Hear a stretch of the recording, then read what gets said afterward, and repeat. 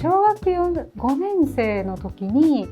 小学校で金管バンド部っていうのがあって、それでユーフォニアムを吹き始めたのが本当に一番最初の出会いですね。でそこから中学生になって、中学生でも吹奏楽部を選んで UFO とチューバを吹いていました。 UFO があんまり人気のない楽器で当時なので、すごいそのユーフォニアムだったらじゃんけんとかなしに吹けますって言われて、じゃあ UFO でみたいな消極的な理由で始めたんですけど、すごい気に入って中学でも続けようってなりました。しっかりコンクールに出てみたいな感じでした。でもそんなになんかめちゃくちゃ強豪校とかでは全然なかったので、結構北宇治の最初の頃に近いですね。ユーフォニアムって音が綺麗で、でも本当に不思議で、全然その私がこれを書き始めた時は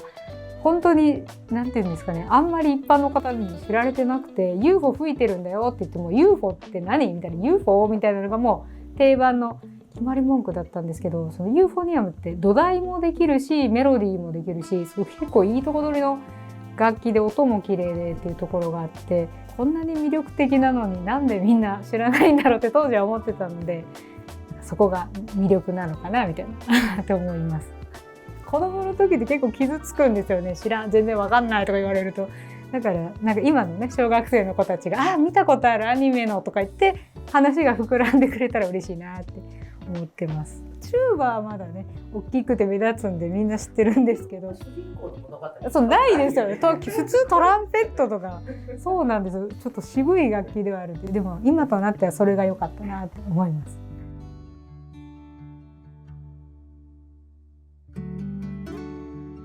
私たちは金賞を全然取ったことがなくて、京都府大会で。なので私が3年生の時に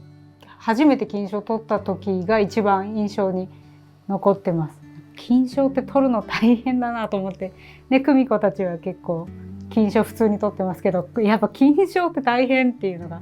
印象に残ってますね。反復練習、基礎練習が特にその派手なことばっかり当時は吹きたくなるというか難しかったり、目立つところばっかりやりたがったんですけど、実はもっとこう基礎の方が大事だったんだなって今になって思ったりして、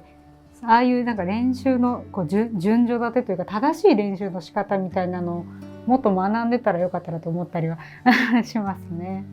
で外部の先生結構いらしてくださって、すごい有名な大学の先生とかやっぱり 1,2 回合奏を見てくださるとすっごい上手になって、こんなに指導者って大事なんだっていうのは滝先生に結構反映されてたりしますね。一番覚えてるのがやっぱりなんか中3のその金賞を取った年なんですけど、塾に行きたい派と行きたくない派みたいな、夏期講習があるから部活を休みたいこと、なんで夏期講習のために部活休むのでめっちゃ揉めたのは覚えてます。私は行ってました、夏期講習に。はい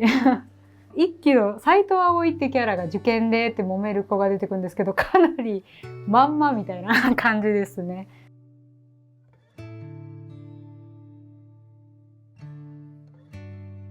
大人数でこう一つのことを目指すっていう経験っていうのが一番得たものかなと思います。やっぱり例えば高校とかで受験とかってなっても、受験って個人活動なので、あそこまでこう1年を通してみんなと力を合わせて一つのことを目指すっていうのは部活以外であんまりないのかなと思ったりしますね。小学生の小6のその金管バンドの時もマーチングの大会にその時は出てたんですけど、なんかスタンバイで大失敗したんですよね。一番大事な大会の時に最初のフォーメーションがあるんですけど、なぜかわかんないですけどずれちゃって、最初から失敗した状態でその本番を迎えるっていう結構強烈な経験があって、みんなトラウマになってたんですけど、それを経ての中学だったんで成功してよかったみたいなありました。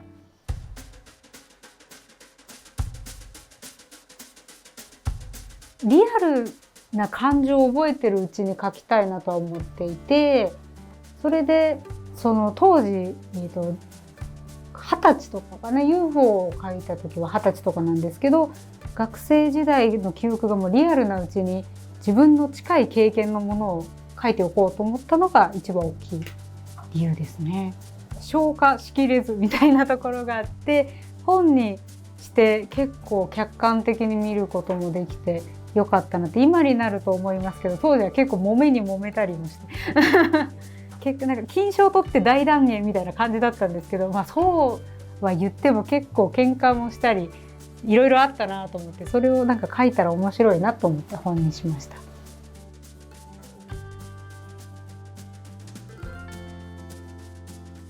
立夏高校編っていう番外編があるんですけど、これは京都橘高校さんっていうすごい強豪校の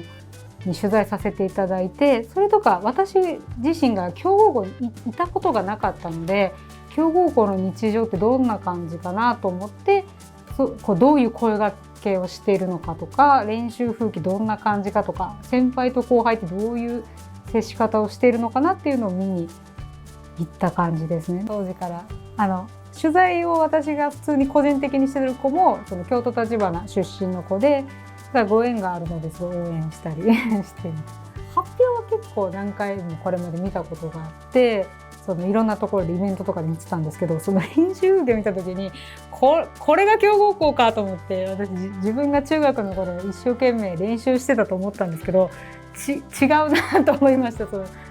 練習量が違うなと思って、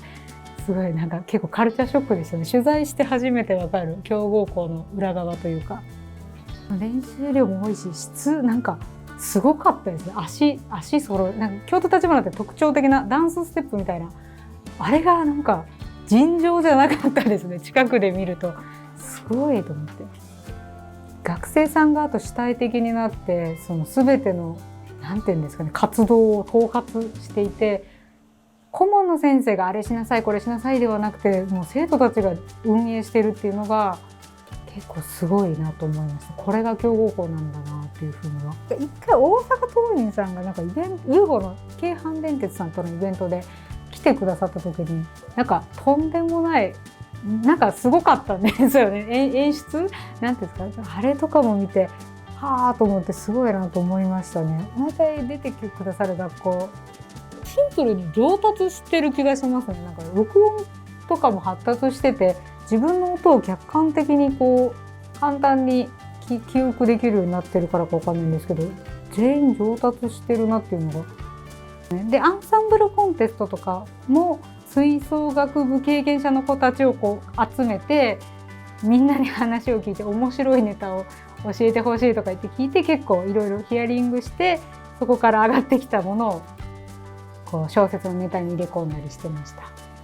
アンサンブルコンテストはすごいなんか政治的駆け引きみたいな面白いよって経験者の子に言われて、私自身はアンコンに出たことがなくて、で強豪校に行った子がすごいアンコンも力入れててって言って教えてくれて、もう取り合いみたいな、なんかホルンの取り合いとかいろいろ、なんかこの楽器はすごいいろんな楽器と組めるから人気者なんだよとかいろいろ教えてもらって、あそうなんだっていうのを結構そのまま入れたりしてましたね。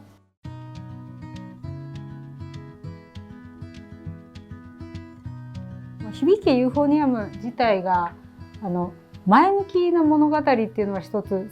軸としてあって、その揉めたり喧嘩したりするんですけども、その足を引っ張る子は出さないっていうのはルールにしていて、悪意を持って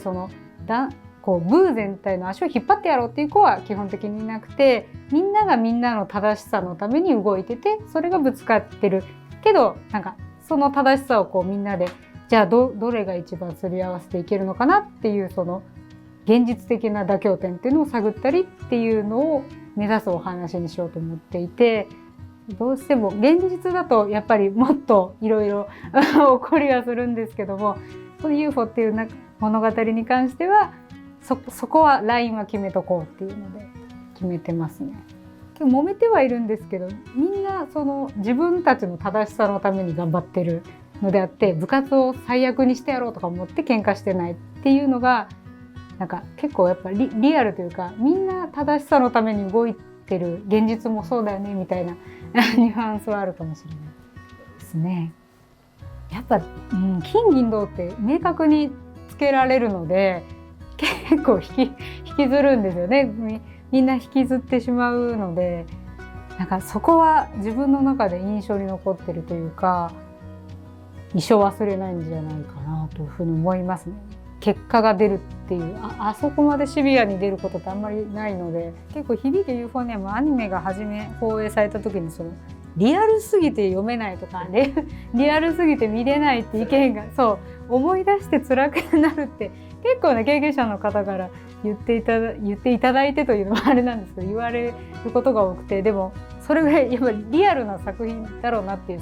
人間関係がっていうのを思います。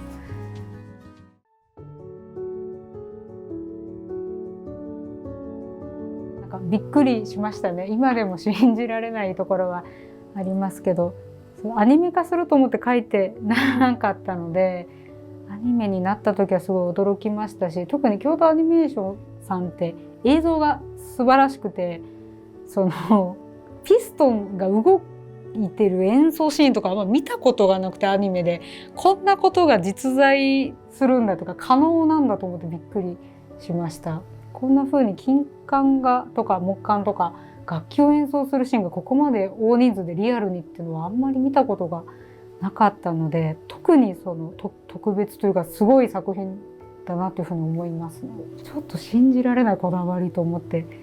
驚きました。中学で吹奏楽入りましたとか UFO 吹くようになりましたっていうのは一番やっぱ嬉しかったですね。そもそもユーフォニアムっていうものをもっとみんなに知ってもらいたいっていう動機で書いた小説だったので、すごい今だと UFO ってあの楽器ねって伝わるのはすごい嬉しいですね。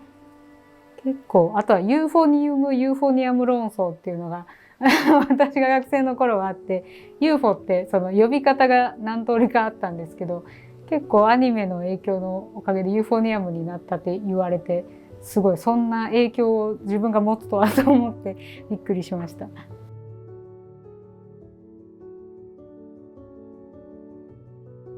3年生編の裏話とかのお話が入っている小説で、書いててちょっと寂しかったですね。なんか久美子たちとも結構これでお別れなのかみたいな気持ちはありました。みんなで沖縄に行って演奏会するので、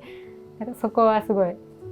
書いてて楽しかったので、ぜひ読んでほしいですね。だいぶ書きたいものは結構書ききってる気持ちはあって、でも時間が経ったらもしかしたら書きたくなるかなとは思うんですけど、 UFO ってもともと3巻までで完結のつもりで書いてて、これもやっぱり時間が経って書けるようになったので、もしかしたら時間が経てばまた書きたいな、久美子たちの話とか他の子たちでもとか思うかもっていう気持ちです。